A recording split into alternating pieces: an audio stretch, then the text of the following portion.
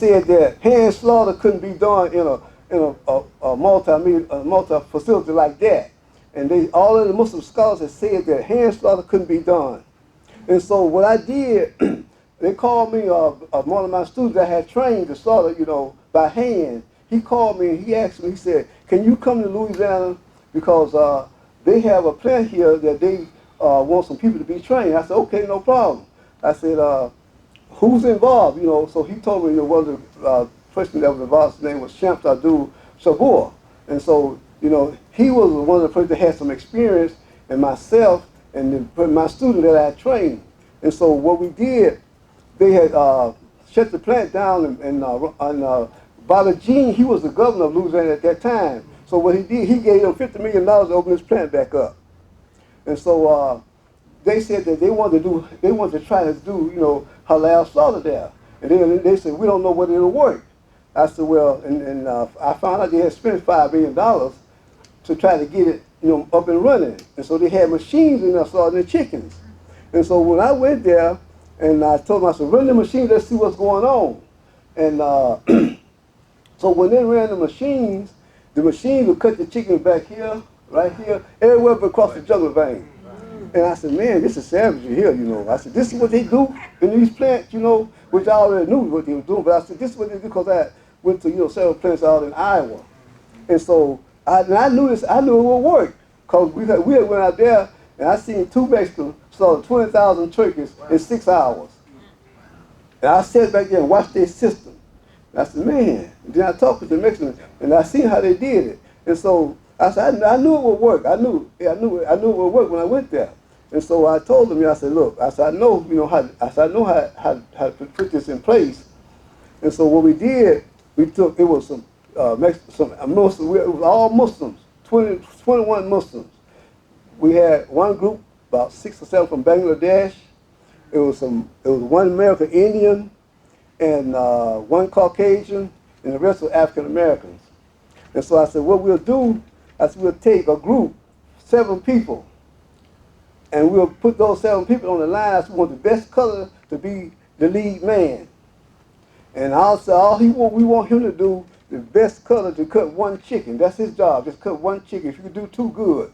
I said, but the next guy, we want him to cut 1, the next guy. So we had 6 people on the line, then we had one guy about 10 feet away from all of us. I said, you gonna be the cleanup man. I said, so you make sure every chicken that comes through has been cut and he bleeds it out already. I said, that's your job. And we put that system in place, and at the end of the kill, they missed 1 chicken. And so all the inspectors, they have about 15 inspectors in a large plant like that. So all the inspectors, they looked at the chickens and they said, these chickens are just like night and day compared to the chicken that they had been seeing. They were so clean, and they couldn't believe it. And so they called all of the people in the plant and told them, look. And so they called the owner, and he called back and said, ask them what do they want. So I told him, I said, we need $1 million. And so we on record right now, like I said, I'm on record trying to collect this money from Ron Foster. And anyway, we got the system in place now. They make $3 million a month, slaughtering by hand. And they only, the people that does the slaughtering, they only work 2 hours. Each they have 14 people. One group work 2 hours, the next group work 2 hours. And they get paid for 8 hours. So Allah has blessed us to get that system in place, and it's my system. And so I told him, I said, nobody can take claim to that. And so, inshallah, I got a project that we're doing down in Virginia right now. We've got a project we're doing in Emporia, Virginia. I was down there in the first week in May. I went down there. And inshallah, we're going to be starting a chicken facility there. And we're looking forward, to getting that facility up and running between now and the next maybe couple of years. There's some old chicken houses down there that's been abandoned. This is a small town, and chicken business is good in small towns, and they need revenue.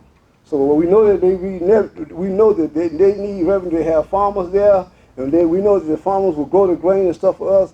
But the thing of it is that we want to be able to do not organic, but as close to organic farming as we possibly can, because we're not using no chemicals. So when we had a meeting, that's the first thing we're going to bring to their attention, that we got to be able to grow corn and grow, feed and we have to find a mechanism, even if it costs us more money, we can't use no chemicals. We want to do everything chemical free because we know we're going to be sending chickens overseas. So we know that already. But inshallah, we got that project up and running. So as I speak, it's up and running now, and we're looking forward to be doing business pretty soon. And inshallah, when we get that up and running, we'll let everybody know because we want the whole community here going to benefit from it. So with that, we thank Allah. We thank Allah. Allah has tremendously blessed us, and we thank Imam Deen Mohammed, rahmatullahi alayhi. We thank Imam Muhammad II. We thank him for keeping his mosque here, and inshallah, we plan to not only, continue to support the mosque here, we're going to be doing great things to help the mosque here go forward. So we thank Allah. We ask Allah to continue to bless Imam Deen Muhammad II, him and his family, and protect them. And we thank Allah for this wonderful, beautiful community. Ramadan Mubarak. Assalamu alaikum. Before you get out of here, Yeah. I got two questions. One being, how long does it take to be certified by you? Oh. Halal? And will you offer that maybe if it's a timely thing at a convention or some other? Well, inshallah. He asked me to repeat this in the mic. Oh, go right ahead. How long does it take to be certified? It's like a training that you have to go through with it. It's a questionnaire really, and it's familiarizing you with the terminology of pork. If of the meat industry, period. You see, you have to learn the terminologies, and once you're familiar with terminology, once you're familiar with just dealing with like the business aspect, like I said, what we need to do is set up. Like they should have a sure. We should like sure about it. You see, if we had, if we was implementing, this here, then we could, sit down there. I can explain the process to you, and it would take, maybe about 3 sessions for me to, 3 sessions, maybe 6 hours in each session. So about 21 hours. Inshallah, we can have you up and running with the paperwork and everything, and just terminology. And we have the terminology here that we can use to go over because I have all the whole package here. You see, but it's like I said, 21 hours. Workshop. You said you weren't at that workshop? Which one? Last year. Oh yes, I was there. You were there? Oh, okay. Sure. They went over that in the workshop. If he do it, right, sure. If you can get him to do another workshop at the convention. They will. Yeah. I can get him to do it. Not only that, he will come here. See, explain all of that in great detail. Right, Akbar. Like I said, Noor. They are, they were the ones that they were the ones that certified me. So now we could do a workshop here at the Mosque.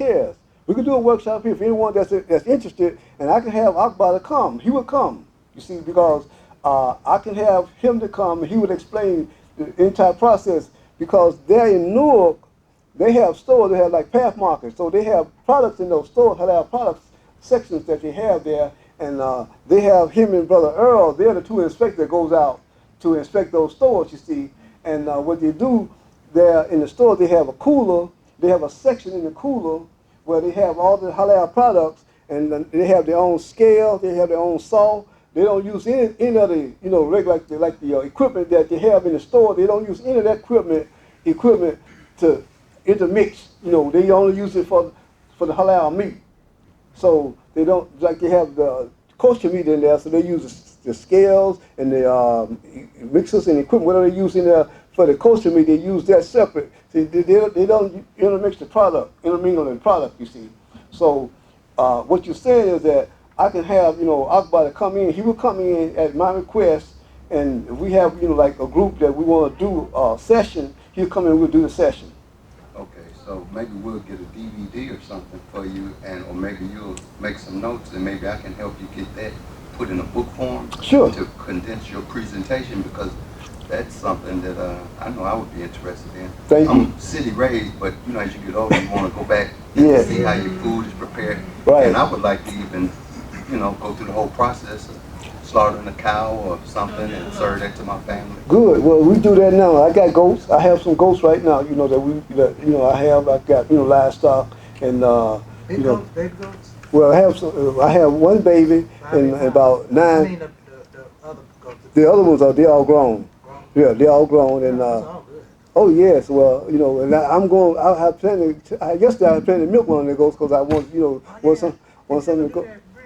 Okay, I will. Inshallah, I'll probably milk them tomorrow. I'll probably milk to go tomorrow. Milk when I can find it in the store. I'll bring you some. It's delicious. Yes, well, I'm gonna milk to go because I said you because she had 2 babies, and what happened was I didn't get a chance to bottle. See, when sometimes ghosts they don't nurse right away, so they nurse for a while. I put them every day. I would go there. I would let them nurse because I would get them up, and they, Do you know